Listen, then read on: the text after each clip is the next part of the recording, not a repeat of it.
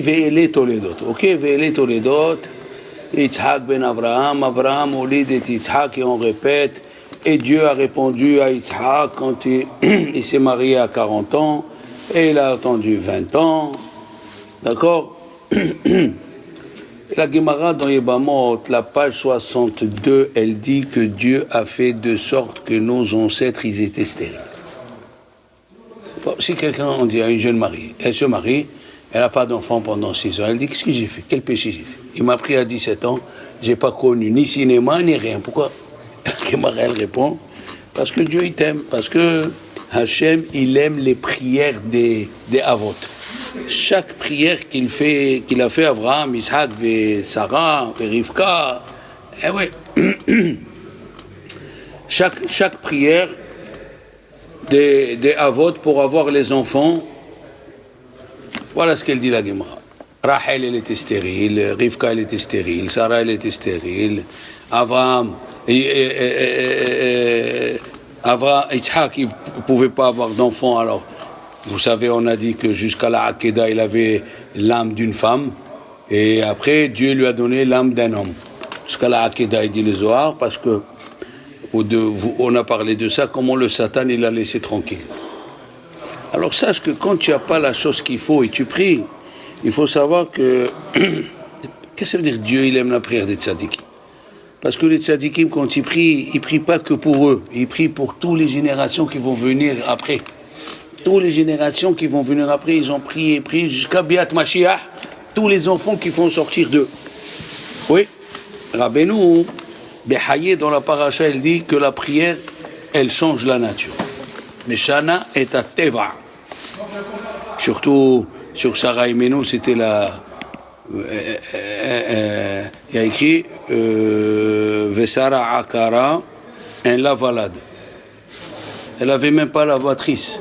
Parce que tu dis Akara, elle était stérile, elle n'a pas d'enfant. Mais si elle est stérile, elle n'a pas d'enfant. Il dit la Torah qu'elle n'avait même pas la matrice. Donc Abraham, il priait, et Sarah Imenu, elle priait, jusqu'à qu'il fallait fabriquer la matrice alors qu'elle avait 90 ans. Ça veut dire que la prière, elle change la nature. Hein? La prière, elle change la nature de la personne. Et le Rabbeinu Bechaye amène la preuve de la paracha de la semaine que elle a prié. Ben, Yitzhak a prié et Rivka, elle a prié. Ils ont eu 2 enfants, oui. Et ils ont eu 2 enfants. Elle est partie demander, on a dit la semaine dernière, elle est partie demander, va telech lidrosh et Hashem, elle est partie demander Hashem va ever. Elle n'a pas demandé à Yitzhak, si vous vous rappelez le Dvar Torah de la semaine dernière, pourquoi elle n'est pas demandé à Yitzhak? Yitzhak c'est un prophète, pourquoi tu es parti Hashem va ever? Parce que dans la famille d'Yitzhak, on ne pose pas de questions, on accepte tout ce que Dieu nous donne. Abraham il a souffert, il n'a pas dit à Dieu, et pourquoi? Yitzhak il a souffert, il n'a pas dit à Dieu, et pourquoi? Yaakov il a souffert, il n'a pas dit à Dieu, et pourquoi? Nous avons chaque fois des doléances, des questions sur la conduite de Dieu. Et nos avot, Rachel Imenu qui a accouché, elle est morte en accouchant, on n'a pas écrit dans la Torah, Yaakov il a dit à Dieu, et pourquoi? Qu'est-ce qu'elle a fait comme péché? Il est resté finalement, il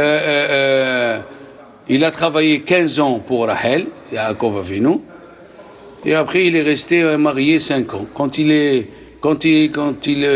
né, Binyamin, elle est morte dans les couches, la pauvre.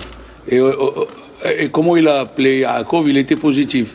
Elle l'a appelé Ben Oni, le fils de mon malheur, et lui il l'a appelé Binyamin, le fils de la droite. C'est extraordinaire hein, d'avoir dans des moments comme ça, de garder toujours la tête. Dans les épreuves, malheureusement, le Satan il touche le cœur et on perd la tête. Et les Chachamim ils disent le fait qu'Avraham Avinu chaque fois il a écrit Vaishtahu, il s'est prosterné, Vaishtahu, il s'est prosterné. Quelqu'un qui cherche à enterrer sa mère ou son père, et là c'était en l'occurrence sa femme, il perd pas le temps à faire des salam alek, il se prosterne à Ephron, il se prosterne à celui-là. Allez, donne-moi, je vais acheter. Non, Avraham Avinu nous a appris que même dans les moments les plus difficiles, il faut rester gentleman, il faut rester la tête sur les épaules. Comme il a fait Rav Shach, il a enterré sa femme et au retour, il s'est arrêté. Il a dit à son fils, amène-moi à l'infirmière qui s'occupait de maman. Et l'infirmière, elle est descendue, il lui a donné une enveloppe avec l'argent. Elle a dit, mais vous venez d'enterrer votre femme. Il lui a dit, j'ai enterré ma femme, c'est une chose, mais il faut payer celle qui s'est occupée de ma femme, de son travail. C'est absurde de laisser passer un jour. Il a dit, vous avez la tête à ça? Oui, il lui a dit, j'ai la tête à ça. Voilà, l'argent que vous êtes occupé, les gens, ils sont restés bêtes. Comment? Dans des moments pareils, Rav Shach, il gardait la tête sur les épaules. Il y avait même un monsieur, un Rav, qui lui avait demandé un conseil, est-ce qu'il peut aller faire Rav à Paris? Et avant de rentrer chez lui, il venait d'enterrer sa femme, il l'a appelé, il lui a dit, Rabbi Toledano, je me suis renseigné, tu peux aller enseigner là et là. Les gens, ils étaient bêtes. C'est comme ça, il faut garder la tête sur les épaules pour les autres. Pour toi, si tu veux être, si tu veux être en deuil, ou tu es en deuil, ou tu as des problèmes, c'est une chose. Mais pas pour les autres. Le jour de Rosh Hashanah, qui est le jour où on a préparé Rosh Hashanah cette année, le mois d'août, c'était pas un mois, c'était pas un jour facile. Rosh Hashanah, c'est un jour de peur. On ne sait pas qu'est-ce qu'il y a. Il y aura rien de nouveau dans l'année. Tout ça, tout ce qui va nous arriver, il est écrit à Rosh Hashanah. Et le jour de Rosh Hashanah, après la Tfila, le Razoniste, qui était le grand rabbin du monde entier, il demandait à un monsieur, alors, la parnassa, ça va, tu as trouvé un boulot? Il dit, Arabe, on est Rosh Hashanah. Il lui a dit, pour toi, on est Rosh Hashanah. Mais moi, mon devoir, c'est de me soucier comment tu vas. Des personnes d'une autre dimension qui sont... La délicatesse, quoi, la délicatesse. Comment il faut penser à l'autre. Ça, on l'a appris de Abraham, on l'a appris des Avot Akedoshim. C'est pas n'importe qui quand on parle des Avot, d'accord? Alors il est parti, ils lui ont dit, tu n'as pas un seul bébé, tu as 2 bébés à Rivka. Et les 2 bébés, ils sont sortis. 2 bébés, ils sont sortis. Alors elle a dit, la mazé anouri. Elle a dit, la question, il dit le Shem Ishmuel, contre Rivka, elle dit la mazé anouri. Pourquoi c'est chez moi que ça doit arriver que j'ai 2 enfants dans le même ventre, un il est bien, un il est mauvais? Pourquoi? C'est ce qu'elle a dit Rivka. La mazé anouri. Au début, elle a cru que c'était le même. Le même, il aime la synagogue, et le même, il veut aller à l'église. On a trouvé ça dans la Torah. Vous savez que la Gemara dans Zebahim, sa mère Zayin, elle amène que les enfants de Rabbi Tarfon, ses neveux, les enfants de sa sœur, ses neveux sont venus le voir. Alors il a vu qu'il ne parlait pas. Il leur a dit, c'est écrit dans la paracha, il a ajouté Abraham, il a pris une femme qui s'appelle Yohani. Va Yosef Abraham, va Ikahisha, Ushma Yohani. Ils lui ont dit, il ne s'appelle pas Yohani. Les neveux lui ont dit, mais ça ne s'appelle pas Yohani, il s'appelle Ketura.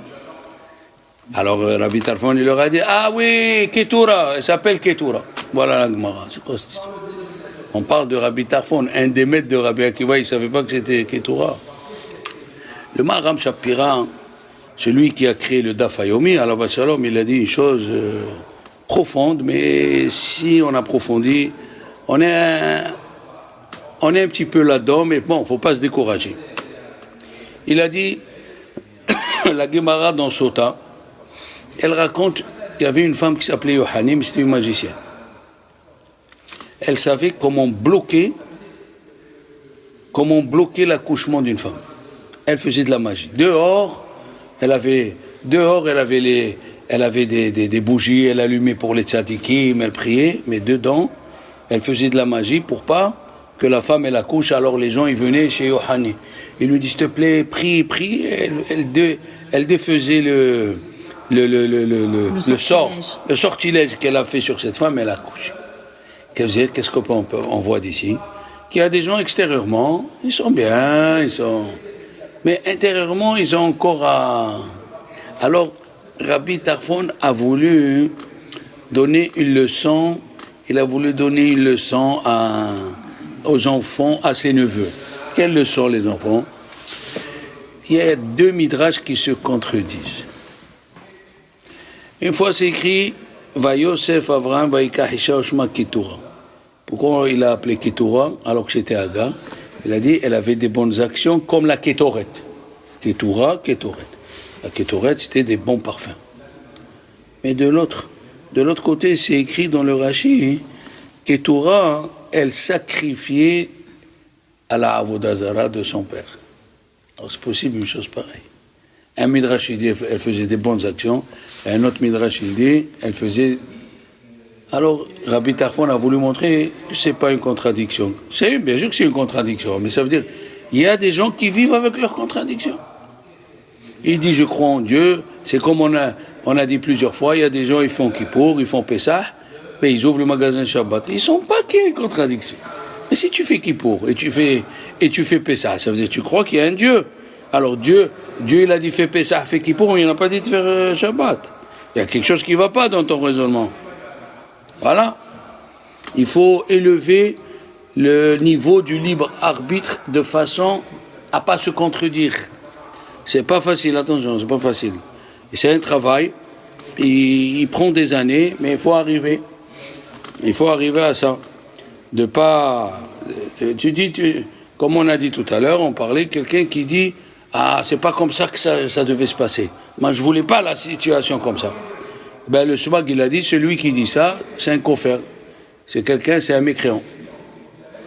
Parce que toi, tu penses comment il va se passer. Mais Dieu, il dit, Rabot machashavot belevish, toi, tu penses comment ça va se passer. Va'atzat Hashem itakum. Et d'ailleurs, on l'a dit la semaine dernière, le Bnei Yisachar l'a dit, le mot Avraham, c'est les débuts des lettres, Rabot machashavot belev ish. C'est le début du pasouk. L'homme, la personne, elle pense beaucoup de choses, mais he, le he, ça veut dire he c'est he, yud, aleph, im, irtse, Hashem. C'est Dieu. Tu décides des vacances, tu décides, je vais faire ça. À la fin, ça sort pas comme tu veux. Ça sort pas. Tu voulais aller à Los Angeles, je sais pas quoi, tu voulais aller au Canada, et au dernier moment. Ne te révolte pas sur la volonté de Dieu. C'est Dieu qui te sauve d'une situation où toi tu ne vois pas. Est-ce qu'on va plus loin que notre nez? Non. On ne va pas plus loin que notre nez. Et on veut comprendre celui qui a créé le monde. Celui qui a créé le monde, on veut le dépasser. Non. Toi, tu as une machashava, tu as décidé quelque chose, mais chez le bon Dieu, d'accord? Chez le bon Dieu, c'est autre chose. Alors, nos Chachamim, ils disent, il est sorti Esav en premier, et Yaakov, il lui a pris le talent. Veyado, Ochezet, Be'akev Esav. Yaakov, il a pris le talent. On a parlé l'année dernière, si vous vous rappelez, est-ce qu'un monsieur appellera son fils talent? On va l'appeler talent. Et on a appelé Yaakov Monsieur Talon. C'est étonnant, hein? Rachel Imeno. Rachel, c'est une brebis. Là aussi, il y a une question. Qui c'est qui va appeler sa fille brebis? Brebis. Cette semaine, j'ai découvert la vendeuse parce que je vais allumer le four à la Rouvière tous les jours, le matin. On commence la journée en faisant du chesed. Il faut commencer avant la tefila, j'allume. Il y avait une nouvelle vendeuse. Alors j'ai allumé, je dis bonjour mademoiselle. Cette nouvelle, elle me dit oui. Alors par politesse, je dis comment vous appelez? Elle m'a dit Pomme. Pomme.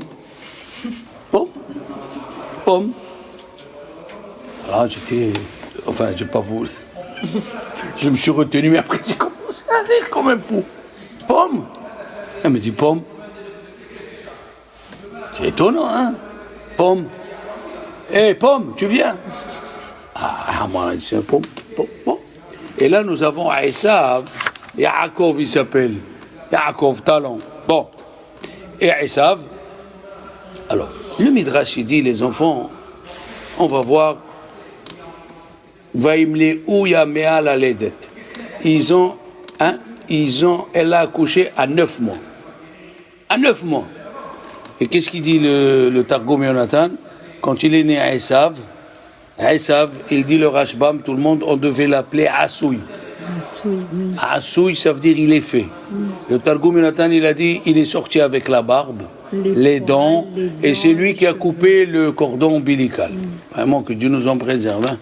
On n'est pas habitué à voir ça. T'imagines? Et tout vous et sur le, il sort le bébé et il dit à sa mère où sont les ciseaux. Alors là, je peux vous dire, hein? Oui. Il parlait et tout, Targum et Jonathan, vous vous rendez compte? Et le Targum aussi, il dit une chose extraordinaire. Esav, ils l'ont appelé Yerach Nahshan. Yerach Hashan. Qu'est-ce que ça veut dire Yerach Nahshan? Sur la cuisse, Yerech, c'est la cuisse, il avait la photo du serpent. Ah, tu t'imagines? Il y a des gens qui ont, la maman, elle a une envie, ça sort sur l'enfant. Moi, j'ai un copain, et il a une aubergine, parce que sa mère avait envie de... Tu vois l'aubergine avec la couleur. Ah non, une aubergine, machéo. Tu restes... Parce que quand on descendait pour aller au mikvé ou à la douche, je me dis, mais bébé, une aubergine? Oui. Lui, il est sorti avec le serpent sur ça déjà, il était prémonitoire, hein, c'est déjà quelque chose. Hein. Oui. Esav, Vaikreoulo, les gens l'ont appelé Esav. D'accord? Et la main de Yaakov, elle prenait le talon de Esav. Alors on a dit plusieurs fois, on devait l'appeler Asouy. Et Yaakov, on devait l'appeler Akev. Seulement pour des circonstances que nous expliquerons par la suite, Yaakov, il a volé le Yud à Esav. Donc de Akev, il est devenu Yaakov. Et de Asouy, il est devenu Esav. D'accord? La différence, c'est Vaikralo Yaakov. C'est Dieu qui l'a appelé à Yaakov. Mais Esav, Vaikreoulo, c'est les gens. Les gens, quand ils l'ont vu, ils ont été étonnés. Et c'est pour ça qu'il n'a pas fait la Mila, parce que Yitzhak, il a eu peur que peut-être le sang n'est pas encore rentré en lui. Quand quelqu'un il est rouquin, c'est peut-être le sang n'est pas fini, comme même des bébés normaux, on leur fait la prise de sang, et ils voient s'il a assez de plaquettes, s'il a assez beau. Enfin, je vous dis ce qu'ils disent les Moalim, hein. Mais dans le Midrash Tanchuma, dans Shemot Yudalet, il a dit, pas comme il dit Rashi, il dit Vaikreoulo avi veimo. Rashi dit Vaikralo, c'est Akadosh Baruch Hu. Le Midrash dit le père et la mère, ils ont appelé Yaakov. D'accord? Vaikra Shemo Yaakov. Yaakov, il dit le Midrash, il a 4 mots. Yaakov. Alors, Yud, c'est les 10 commandements. 70, il est né après les 70 nations, puisque le dernier des 70 nations, c'est Édom. Yud, les 10 commandements. Aïn, c'est les 70 nations. Kouf, c'est la hauteur du Echal. Oui. Le Echal, il faisait 50 mètres de haut, au temps du roi Salomon. Bet, les deux tables de la loi. Ça veut dire, dans le mot Yaakov, déjà, il y avait une prédominance à ce qu'il allait devenir. D'accord? Et la question, elle se pose, qu'est-ce qu'il va gagner Yaakov en prenant le talent de Esav? Quoi, Esav, il n'allait pas sortir du ventre de sa mère. Quand tu prends quelque chose, ça veut dire, tu veux le retenir. L'année dernière, on a parlé du Shem Ishmael. Il a dit que malheureusement, le Satan, il a fait une combine.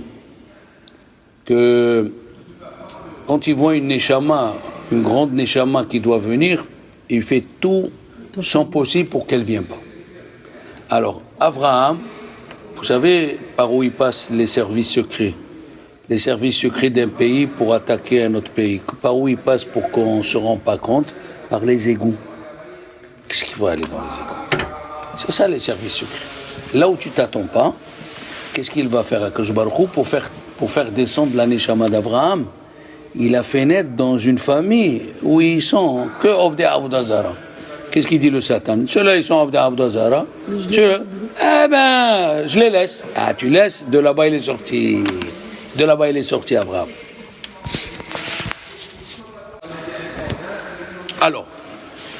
Alors qu'est-ce qu'il a dit le Satan? Le prochain, avant qu'il naisse, je vais le tuer. Qu'est-ce qu'il a fait Dieu? Il a fait naître Yitzhak. Et pourquoi le Satan n'a pas intervenu? Parce qu'il est né avec la neshama d'une femme. Un homme qui a une neshama d'une femme ne peut pas donner de garçon. Il a dit, je suis tranquille. Mais au moment de la Hakeda, quand Abraham il lui a touché un peu l'osophage, qu'est-ce qui s'est passé? Dieu il lui a changé l'âme. De neshama de femme, il lui a donné une neshama d'homme. D'ailleurs, il est parti 3 ans à Olam Haba se faire soigner. Nous avons 6 parachiotes qui vont venir qui parlent de Yaakov. Nous avons 3 parachiotes qui parlent d'Avraham Avinu. Et nous avons une paracha qui parle de Yitzhak. C'est un peu étonnant, non? Comment ça se fait? Yitzhak, c'est celui qui a vécu le plus longtemps. Et on parle de lui qu'une seule paracha. Une fois, c'est écrit, Avraham Avinu, Dieu lui a parlé 9 fois. Et Yaakov Avinu 12 fois. Yitzhak 1 fois dans la paracha. Mais on se trompe. Vous savez pourquoi? Parce que Yitzhak Avinu, pendant les 3 ans où il était, à Olam Haba, et avec qui il parlait à Olam Haba? C'est lui le plus qui a parlé avec Dieu. Une fois, c'est écrit dans la paracha. Mais 3 ans, comme il a parlé avec Dieu pendant 3 ans, des dizaines de fois. Et oui, et c'est ce qui est extraordinaire que Yitzhak, il connaissait, parce que vous connaissez la question, comment les rabbanim de cette génération, ils voyaient une personne, même sans le voir, ils savaient qui il était. Ils ont amené une fois une feuille à un rave, au Steipeler, il a vu le nom, il a dit, celui-là, je ne fais pas la béni. Je ne le bénis pas, c'est un rachat gamour. Il n'a pas vu, il ne connaissait pas. Moi, ça m'est arrivé personnellement, quand j'étais jeune, j'avais 19 ans et demi, 20 ans, je suis rentré chez le Rav Sharabi, Rabbi Mordechai Sharabi, j'ai tapé, il me dit, rentre Shalom Cohen. Je ne pouvais pas le voir, il était rouge. Rouge! C'est fantastique. Il y a des gens. Et Arizal, alors à Arizal, il voyait le front de la personne, il savait quel péché tu as fait dans la journée. Je vous ai plusieurs fois raconté l'histoire de Rabbi Abraham Galanti, que son frère, il est venu voir Arizal, il lui a dit, Arav, comment il va mon front? Il lui a dit, le guimel, il est éteint. Il lui a dit, c'est quoi guimel? Il lui a dit, guimel, c'est Gezel, c'est le vol. Vol? Lui, il avait une petite manufacture où on coupait les tissus et tout. Il est parti, il a pris l'argent, il l'a mis sur la table, il s'est mis à pleurer, à qui j'ai volé? Et les ouvriers se sont mis à pleurer. Et où on a trouvé un patron comme toi, tu nous donnes les vacances d'été, les vacances d'hiver, les primes pour les vacances. Une femme, elle est sortie, elle a ouvert la bourse, elle a pris quelques pièces. Il lui a dit, je t'ai volé. Il lui a dit, tu m'as pas volé, mais je pense que tu me payes pas assez parce que les autres, ils font que couper le tissu, alors que moi, je fais la broderie, je m'esquinte les yeux. Je dois être payé plus que les autres. Il est venu l'après-midi à Minha, chez Arizal, il lui a dit là, il lui a dit, ouh, le guimel, il est hybride, ton guimel. Ça veut dire, si on était au temps d'Arizal, on aurait marché tous avec les chapeaux comme ça, quoi. Ah ben oui, on va pas le voir de franc, parce que là, il va voir toutes les lettres Mdrobin. Alors, comment? Yitzhak Avinu, il n'a pas vu ce qu'il faisait à Esav. Les Chachamim, ils savaient ce qu'il faisait à Esav. Esav est venu, il voulait entourlouper son père. Il lui disait, est-ce qu'on fait le maaser sur le sel? Est-ce qu'on fait le maaser sur la paille? Soi-disant, il est plus que les autres. Mais il y a écrit, Rivka Ohevet et Yaakov. Il est conjugué normalement le mot Ohevet. Mais au sujet de Esav, c'est écrit, Vaye Ehav Yitzhak. Il n'y a pas écrit Yitzhak Ohev Esav. Vaye Ehav, ça veut dire il a fait plus que sa nature. Il savait qui était Esav, bien sûr qu'il savait. Il savait qui était Esav, c'était pas n'importe qui, mais il jouait le jeu. Pourquoi? Pourquoi il jouait le jeu? Parce que quand elle est partie chez Shem Va'ever, qu'est-ce qu'ils lui ont dit Shem Va'ever à Rivka? Tu vas avoir un tzaddik et un rachat. Si tu consoles une femme comme ça, tu lui dis tu vas avoir un rachat. Qu'est-ce qu'il dit Rashi? De Esav, ils vont sortir des convertis. Il n'y a pas de convertis des Arabes chez les Juifs. Il y a des convertis catholiques chez les Juifs. Ça veut dire de Esav, il va sortir des convertis. Il n'y a pas de convertis de Ishmaël. Il y a des convertis de Esav. Je dis fais attention, c'est les âmes qui sont rejetées. Et le premier, il dit Rashi, c'est Antoninus. Antonin, qui était un empereur romain. Il mangeait avec Rabbi, il buvait avec Rabbi, il lui faisait kavod, il lui lavait les pieds et tout. À la fin, il s'est converti Antoninus, avec Rabbi. C'était ça la consolation. Alors il a dit, Yitzhak Avinu, il aimait Esav superficiellement parce que il savait que de lui vont sortir des convertis. Alors il faut savoir comment le prendre. C'est comme si on te dit, prends une braise qui est brûlante et fais attention de ne pas te brûler. C'est fantastique ça. Et quand il a béni, pourquoi Dieu? Parce que tout le monde va poser la question à la fin de la paracha. Les bénédictions, ils ne se sont pas passées comme Dieu comme Yitzhak voulait. Yitzhak, il voulait bénir Esav. Qu'est-ce qu'elle fait Rivka? Rivka, elle lui dit à Yaakov, viens, on m'a dit dans la prophétie, c'est toi qui dois prendre les brachot. Comment? Mais si papa il le sait, il peut me tuer. Je te dis, c'est Dieu qui m'a parlé dans la prophétie. Alors il a mis des habits, il est venu chez Yitzhak, c'est écrit, Vayarah et Begadav, il a senti les habits. Les habits. Vayarah Begadav, est-ce qu'on peut sentir des habits? Pourquoi avant il y avait Chanel 5, il y avait J'adore, il y avait quoi? Il a dit, non.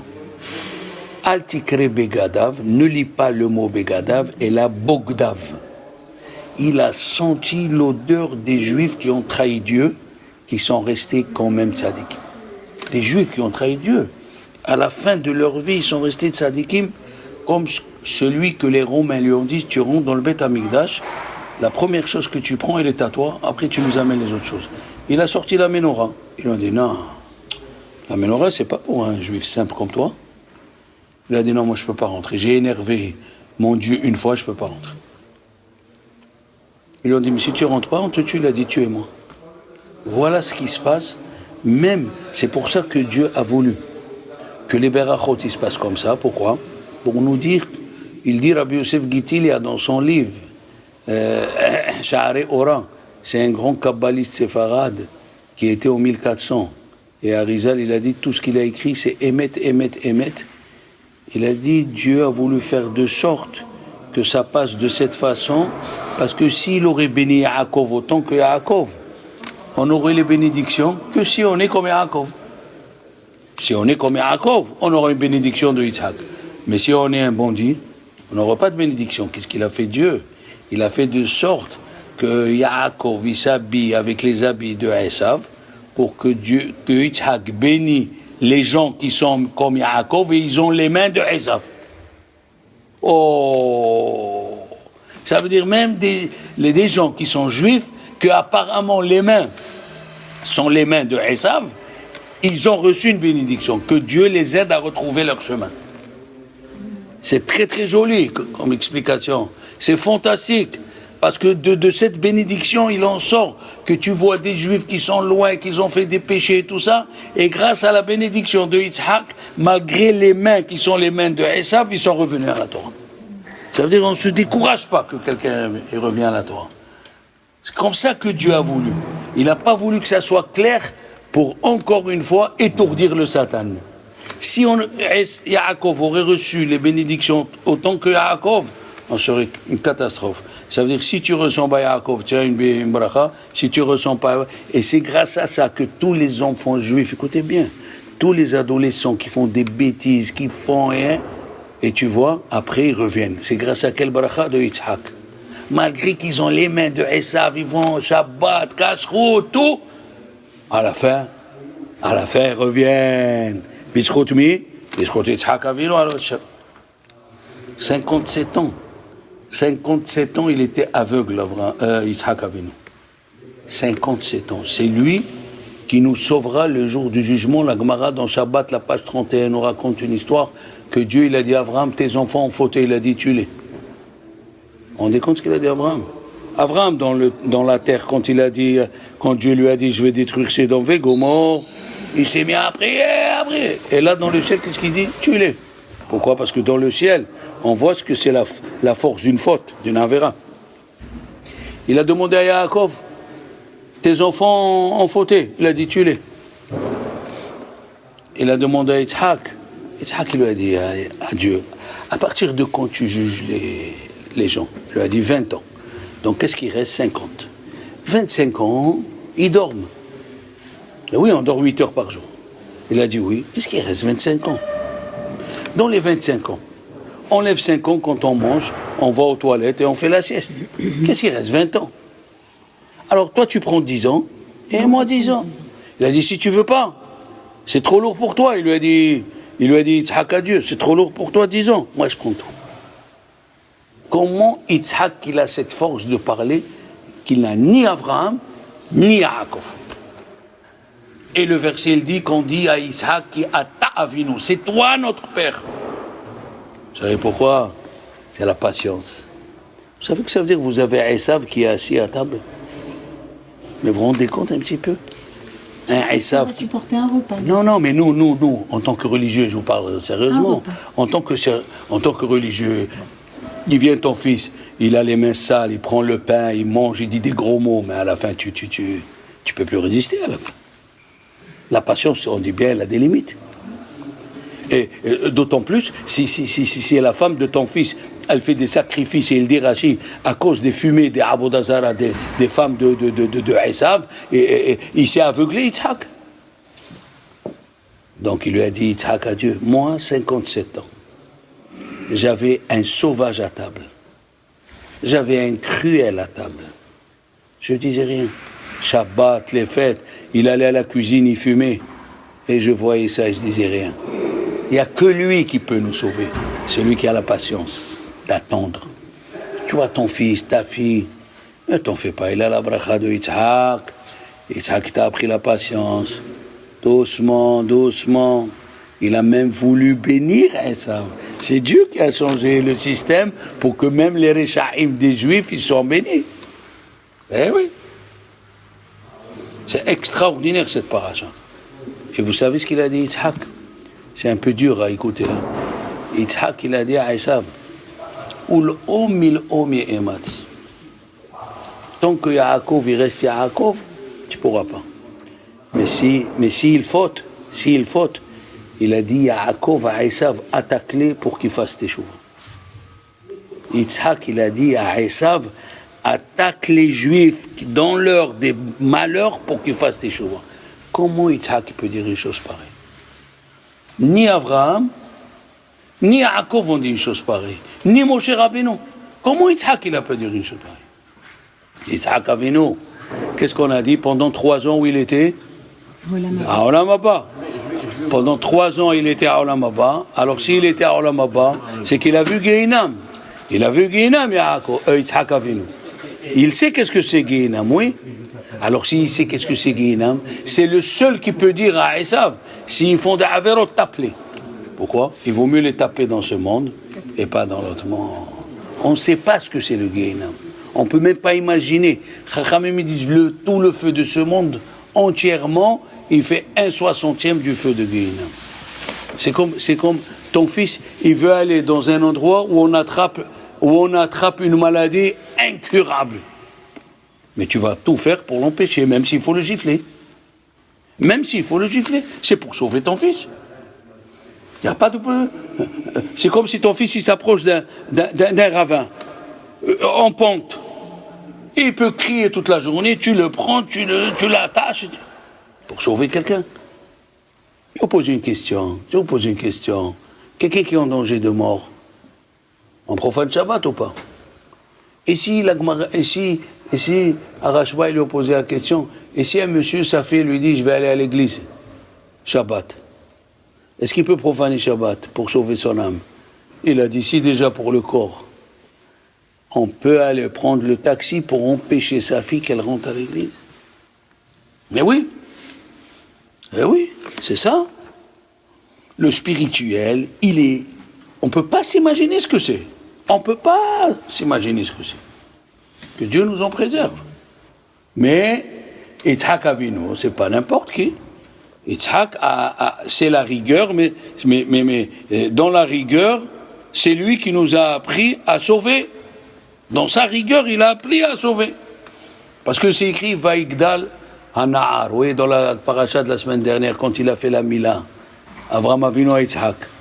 Le Midrash, il dit, il avait 8 jours. Et c'est écrit Vaïgdal Hana'ar. À 8 jours, on appelle jeune homme. Non, 8 jours, c'est 8 jours. Il a dit non, on parle de la Mida du Chesed. La Mida du Chesed, elle s'appelle Gedula, Vaïgdal. Lecha Hashem a Gedula atiferet anitzava. Gedula, c'est pour le Chesed. Oui. Le Chesed, il est venu chez Yitzhak aussi. Et Yitzhak, il a employé le Chesed parce qu'il a supporté dans ce monde pour sauver tous les Juifs qui vont venir jusqu'au Mashiach. Chesed. Dans la rigueur, dans le din. Et c'est pour ça qu'on l'a appelé Yitzhak. Comment quelqu'un qui est dans la rigueur, il peut sauver quelqu'un? Alors on rigole, Yitzhak, c'est le sourire. Parce que dans la rigueur, on peut le sauver. Non, la question, elle est... À quoi ça sert qu'il lui a pris le pied? Rashi nous dit une chose extraordinaire. Rashi nous dit, avant Matan Torah, écoutez bien, on suivait la création et pas la naissance. Vous m'avez compris? La création et pas la naissance. Ça veut dire, il dit Rashi, si on prend un tuyau fin et on fait rentrer 2 petites boules, qui c'est le premier qui est rentré? La première boule. Mais quand elle va sortir, qui c'est qui est sorti? La deuxième. La deuxième. Avant Matan Torah, celui qui était fabriqué le premier, c'était lui le Bechor. C'était lui le premier-né. Mais celui qui sortait, c'était le deuxième. Mais à la vue des personnes, celui qui sort le premier, c'est le Bechor. C'est le Bechor. Mais avant Matan Torah, non. Avant Matan Torah, non. Et après Matan Torah? Après Matan Torah, c'est celui qui sort le premier. Après Matan Torah, c'est celui qui sort le premier. Et c'est la guerre qu'il y avait avec Caïn et Hevel. C'est la guerre qu'il y avait avec Caïn et Hevel. Caïn, il est sorti en premier. Hevel en deuxième. Caïn, il est sorti avec sa jumelle. Et Hevel, il est sorti avec 2 jumelles. Pourquoi Caïn, est-ce que tu sais pourquoi Caïn il a tué Hevel? Parce qu'il lui a dit à Hevel, tu es sorti avec 2 filles. Et moi, je suis le premier-né. Je suis sorti Je suis sorti avec une, tu dois me donner une de tes jumelles. Oui. Comme ça, c'est écrit dans Bereshit. Parce qu'il y a des mots en plus. Il y a des mots en plus qui nous disent chaque lettre dans la Torah, elle est comptée. Il y a des mots en plus qui nous disent Et. Après, il est né son frère. Et Achiv, et Hevel. Non, on ne sait pas. Il fallait dire, après Caïn, il est né Hevel.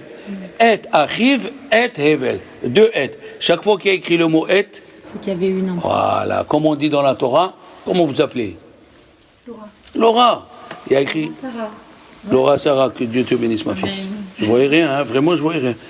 Laura Sarah, il y a écrit Kaved et avicha ve et imecha. Honore et ton père et ta mère. C'est pas du français ça. Et avicha et ton père, ça vient ajouter ton frère le grand. Et imecha et ta mère, ta grande sœur. Chaque fois qu'il y avait le mot et, il y avait un rav qui s'appelle Shimon Amsouni. Chaque et, il trouvait à quoi il est venu. Et dans le schéma, Attends. Regarde celle-là. Quand il est arrivé, et Hashem Elokecha tira, et ton Dieu tu craindras. Qu'est-ce que tu es? Qu'est-ce qu'on va ajouter? Il a dit, si là j'arrive pas à trouver, alors tout ce que j'ai dit toute ma vie sur le et, je les enlève. Il est venu Rabbi Akiva. Rabbi Akiva, jusqu'à qu'il est venu Rabbi Akiva. Et quand la Gemara elle dit jusqu'à qu'il est venu Rabbi Akiva, Je vais vous dire ce qu'il a dit un kabbaliste, Rabbi Yosef Haïm, il a dit une chose fantastique. Jusqu'à qu'il est venu Rabbi Akiva, il lui a dit non, garde les et. Il lui a dit alors, et Hashem Elokecha Tira. Et c'est venu ajouter ton Rav. Morara Bach ke Mora Shamaim. Tu dois respecter ton Rav comme tu respectes Dieu. Et c'est quoi jusqu'à que tu viens? Jusqu'à qu'il est venu. Jusqu'à qu'il est venu. D'où il est venu? Mais chacun, il vient de quelqu'un d'autre. La Gemara dans Chagigel raconte qu'il y a eu 4 personnes qui sont rentrées dans la Kabbalah. 3, ils sont morts. Elazar ben Abouya ben Azaï. Il est resté que Rabbi Akiva. Et quand ils ont vu l'ange qui représente Dieu, un ange très très fort, on n'a pas le droit de dire son nom en entier, on dit même tête, et il se finit avec la lettre Nun finale. Dieu, il a pris cet ange-là, il a frappé 60 coups de fouet, en feu. Et il dit le Ben Israël, pourquoi il l'a frappé? Regardez ce qu'il dit le Ben Israël, fantastique. Il a dit, cet ange-là, il aurait dû se mettre debout quand il a vu les rabbins. Et il a donné l'impression qu'il était assis. À cause de ça, il y a un rave qui a quitté la Torah. Il a dit quoi? Dans le ciel, il y a des gens qui s'assoient alors qu'il y a Dieu. Tandis que, quand il a vu ça, Rabbi Akiva, Rabbi Akiva, jusqu'à qu'il est venu de là-bas, il a vu que Dieu lui-même, il s'est levé pour les Talmidei Chachamim, il devait se lever. Parce que ton Rav, dans les moments les plus difficiles, il te donne les conseils qu'il faut et il t'apprend à sortir de la situation où tu te trouves. Et ça, ton père biologique, il ne te le fait pas. Il ne peut pas te le faire, ton père. Et là, nos Hachamim me disent, et Hashem Elokecha. Chaque fois qu'il y a le mot et, oui, le mot et, il vient ajouter quelque chose.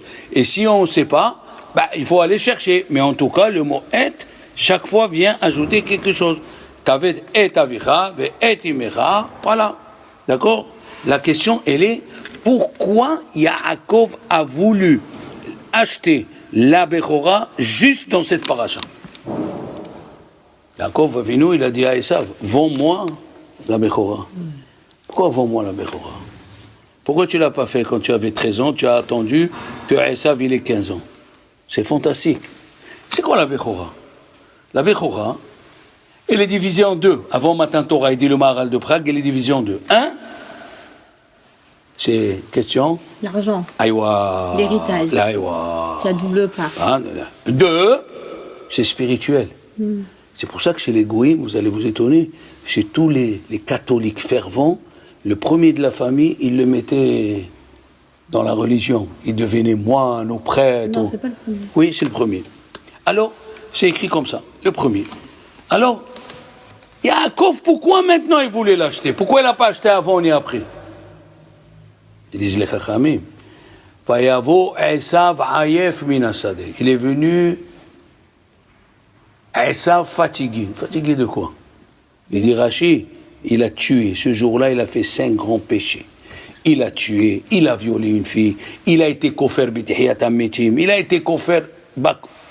Et alors, qu'est-ce qui se passe? Quelle est la halakha, un Kohen Gadol qui tue? Un Kohen qui a tué, il ne peut plus servir au temple. Ben oui. Comme ça, il dit le Tosfot. Un catégore nesa sanégor. Un avocat ne peut pas devenir accusateur. Un catégore nesa sanégor. Un accusateur ne peut pas devenir avocat. Un Kohen qui a tué, il a fait Esav, Yaakov. Tant que Esav, il n'avait pas tué, il ne pouvait pas lui demander. À partir du moment où Esav, il a tué, il lui a dit, c'est pas toi. Et avant Matan Torah, la Keuna, elle était spirituelle. Elle était spirituelle. Par exemple, il y a écrit Adam Arishon, le Baal HaTurim, il dit, il y a 8 mots. Akadosh Baruch Hu, il a fait à Adam et à Chava des habits. Il y a 8 mots dans la Torah, c'est les 8 vêtements du Kohen Gadol. Adam Arishon, il a sacrifié un sacrifice comme s'il était Kohen Gadol. Mais après, ces habits à qui il les a donnés, achète. Il ne les a pas donnés à Caïn, parce que Caïn, il a tué. Un Kohen qui tue, il ne peut pas devenir. On le donnait à celui qui était le plus représentatif devant Dieu. Shet, il a donné à Metouchelah. Il n'a pas donné à son fils le premier-né. Metouchelah, il n'a pas donné à son fils le premier-né. Il les a donnés à Shem, à Noah. Noah, il n'a pas donné à Yafet. Yafet, c'est le premier-né. Il les a donnés à Shem. Shem, il les a donnés à Abraham. Abraham, il les a donnés à Yitzhak. Yitzhak, il les a donnés à Yaakov. Ça veut dire qu'à l'époque, on donnait les habits du Kohen Gadol qu'à celui qui était le plus représentatif. Comme Yaakov, il a vu que Esav, il a tué ce jour-là, il lui a dit, tu n'es plus apte. On voit d'ici, les enfants, une chose fantastique dans la paracha. C'est vrai qu'il n'y a qu'une seule paracha pour Yitzhak, mais Yitzhak, il nous a appris une chose, la patience. Même si des fois à la maison, il faut apprendre à patienter. La deuxième chose, il nous a appris la prière. Normalement, devant Dieu, qui devait être le plus important? Quelqu'un qui prie et son père il est rachat, ou quelqu'un qui prie et son père il est tzaddik? Qui Dieu aurait dû écouter? Rivka. Ah, et qu'est-ce qu'a dit la Torah? Dieu il a écouté Yitzhak. Vous savez pourquoi? Parce que c'est difficile. C'est difficile à un alpiniste, fils d'alpiniste, de lui dire de faire les mêmes exploits que son père. Parce que c'est une répétition. Quelqu'un qui a appris à lire le Teilim, les premières fois, il faisait Bekavana. Et après, ça sort machinalement. Alors que quelqu'un qui n'a jamais appris, au début, c'est difficile. Mais après, c'est facile. Ils disent, Hachamim, Kasha atikta mehatta. C'est plus difficile, quelque chose, comme ça dit le Kahtov, quelque chose que tu savais, il est plus difficile que quelque chose que tu ne savais pas. On aime tous la nouveauté, oui? Par exemple, tu donnes une information à quelqu'un. Qu'est-ce qu'il te répond? Ben, on le sait, ça y est, ça fait une semaine. Mais tu dis, viens, je te dis quelque chose de nouveau. On est tous là pour écouter quelque chose de nouveau. Et il y avait un rave qu'on est venu lui annoncer une nouvelle, une bonne nouvelle. Qu'est-ce qu'il a fait? À chacun qui venait lui raconter, il dit, ah, merci. Comme le premier. C'est pas facile de dire ça.